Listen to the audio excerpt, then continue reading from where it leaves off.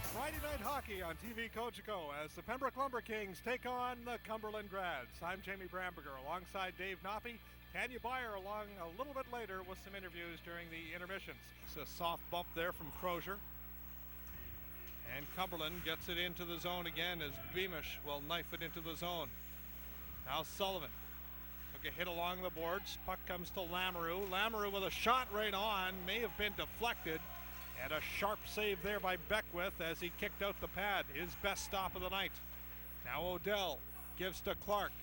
Clark a centering pass and the Kings pick up the loose garbage and Crozier the other way, but we've got a penalty call behind the play. It's going to be a hooking. And inside the Cumberland line. Spins it off. Chasing after it was Emerton. He can't get there, and Brace going to the far side with Newell riding him into the boards. Feander leaves it behind the net. Pass picked off there by Wilson, but it skipped high on him, and a good play to keep it in. Now Richardson from the icing line goes to the back end and crashes to the net. Feander is down and out. And finally the puck goes to the corner and Feander has a chance to get out of the grip of Richardson. Now across to Wentworth. Fakes a shot, sent it into Brace. Now here's Brace circling out. Neat bit of stick handling there as he got it to Reinhardt. He sent it across to Wentworth, but he was in full retreat. Somehow that puck stays in off the leg of Wentworth. Quick wrist shot by Richardson. Right back into the Kings zone. On the tape for Allard. Leaves it there for Selleck. Gave it to Bryson on the right wing. Quick snapshot and the stop by Feander on the shot by Chris Bryson. Nice job by Bryson as he didn't really shoot it right away. He pulled it in just a little bit using the defenseman as a screen. Shot it right through. I think he caught Feander a little bit flat-footed, but it was right on. Cumberland and the Lumber Kings play to a scoreless first period. Kings outshoot the Grads 12-5. Surprising to me, Dave, but I think if you look at the quality of scoring chances, there weren't many good ones for either team. It might have been 2 or 3 to 1 in favor of Pembroke, and you count that crossbar as one of them, and a couple other chances, and maybe 1 or 2 for Cumberland. So a fairly even period. Each team has a power play, not able to do too much, but each team's penalty killing looks like, you know, it's as advertised, and the goaltending was pretty good, and that's what we wonder where we get those scores. They come from up here in the Bill Kay Broadcast Center, where we've got some folks working alongside us, and they keep us up to speed on what's going on. We've got an internet connection up here. Boy, have times changed from years gone by when we had to make phone calls to other rinks to find out what was going on, and nobody ever answered the phone. Now with the point streak system, everything kept right up to speed.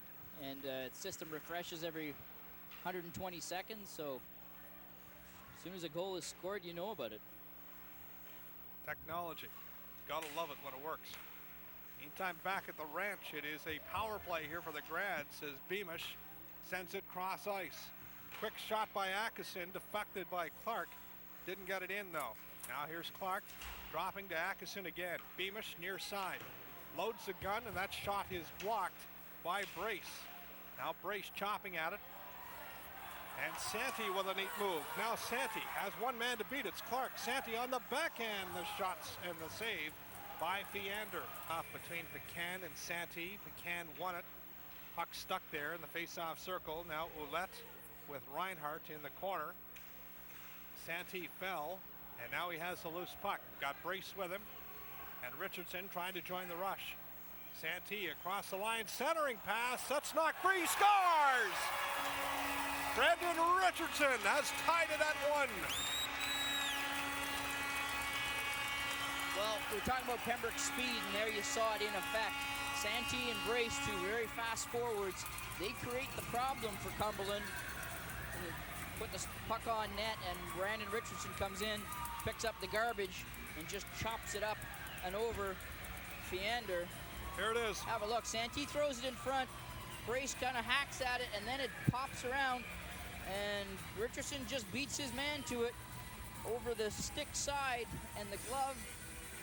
Brandon Richardson on Feander's doorstep like a indecisive Avon lady.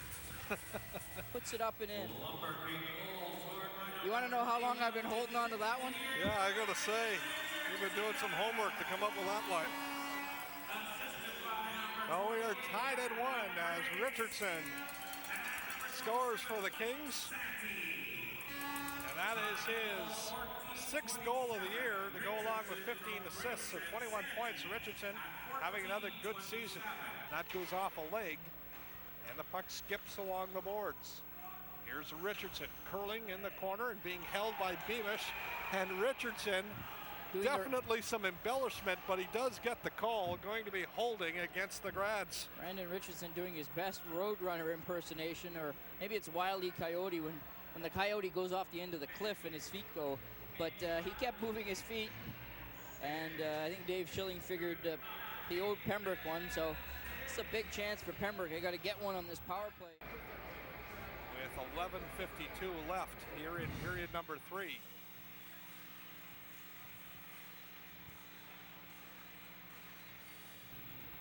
Seems to be sorted out. We'll do it. Richardson will step in to take the face-off for the Kings against Tremblay, and Richardson won it. Here's Bryson. Hard pass into Richardson. In front to Selleck, scores! Eric Selleck, tic-tac-toe, it's 3-2.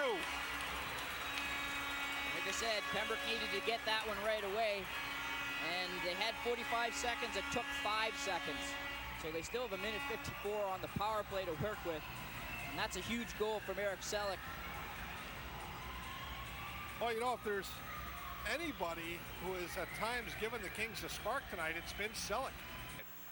Softly to Richardson, great pass in front, Brace with a chance and a stop by Fiander. Whoa, what a pass right on the tape as he sprung Brace. Good chance there for the Kings. On the left and Mark Deely on the right, 2 of the walking wounded. I feel for Mr. Melkert, he was playing really well, big kid, young guy.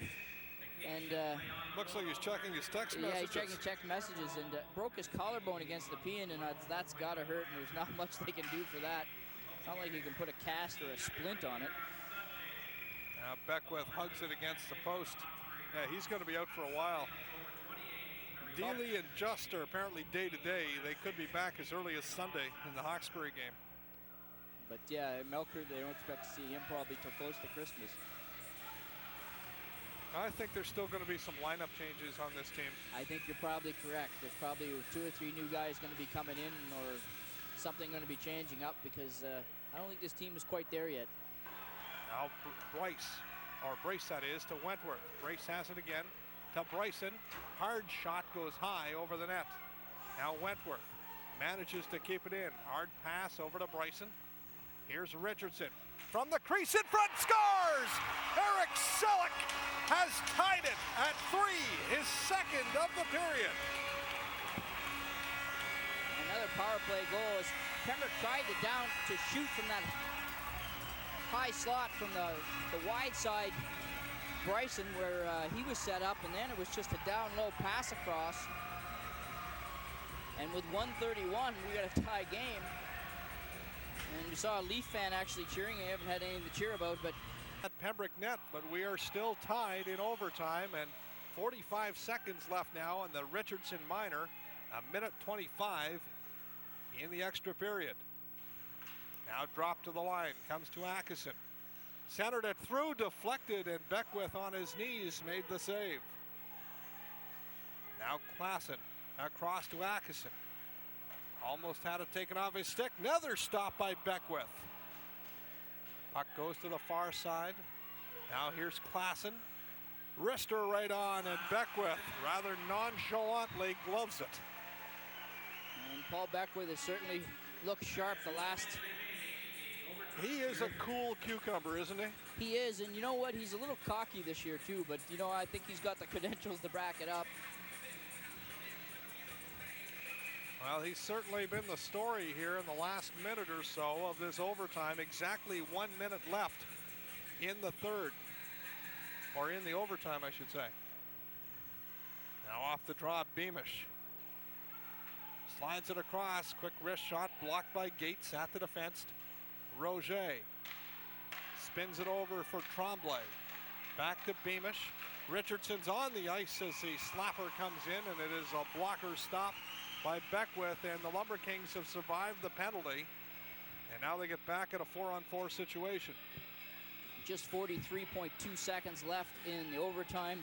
We don't do shootouts in the CJHL anymore. They did once upon a time, and yeah, long before the NHL started to do it.